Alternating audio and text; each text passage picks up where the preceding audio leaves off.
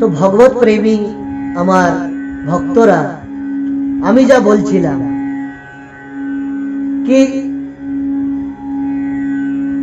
শ্রীমদ্ ভাগবত কি, শ্রীমদ্ ভাগবত কেন করাতে হয়, শ্রীমদ্ ভাগবত শোনার প্রয়োজন কি, কেন বলছে কি সদা সেব্যা শ্রীমদ্ ভাগবতীম কথাম, মানে সব সময় সেবন করো, সব সময় আস্বাদন করো, সব সময় শ্রবণ করুন, কেন বলছে, শাস্ত্রে কেন বলে যাচ্ছে, শ্রীমদ্ ভাগবতে কেন বলে যাচ্ছে।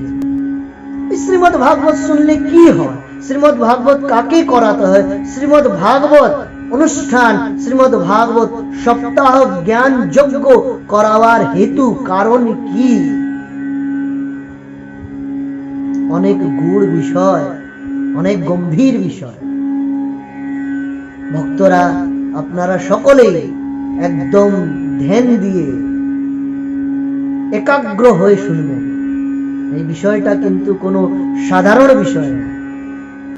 তো যেটা আমি বলছিলাম কি প্রশ্ন অনেকই আসে কি মহারাজ এই ভাগবত শুনো, ভাগবত শুনো, ভাগবত করাও, ভাগবত করাও, ভাগবত অনুষ্ঠান করো, চারদিকে একটা প্রচলন চলছে, কিন্তু এটা কেন করাবো, কেন করতে হয়, কিভাবে করতে হয়, এটা করার প্রয়োজন কি।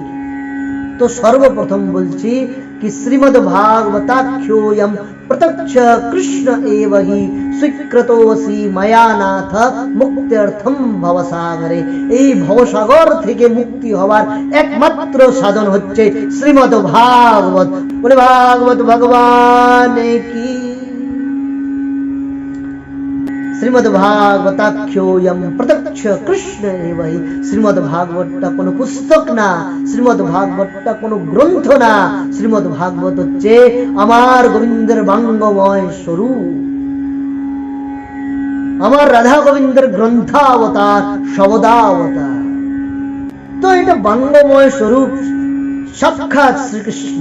আর শ্রীকৃষ্ণ নিজেই বলছেন কি আমি স্বীকৃতি মানে আমি গ্যারান্টি দিচ্ছি, আমি বচনবদ্ধ, আমি বলছি যে শ্রীমদ্ ভাগবত অনুষ্ঠান বিধি দ্বারা একবার করাবে, যে নিজের জীবনে একবার বিধি বিধান দিয়ে শ্রীমদ্ ভাগবত করিয়ে শুনবে, তার উদ্ধার হবে। এর গ্যারান্টি আমি দিচ্ছি, এর স্বীকৃতি আমি দিচ্ছি, এর বচন আমি দিচ্ছি। প্রেম সে বলুন জয় শ্রীকৃষ্ণ, মনের আনন্দে বলুন জয় শ্রীকৃষ্ণ, একবার দোনো হাত তুলে জোরে বলুন জয় শ্রী।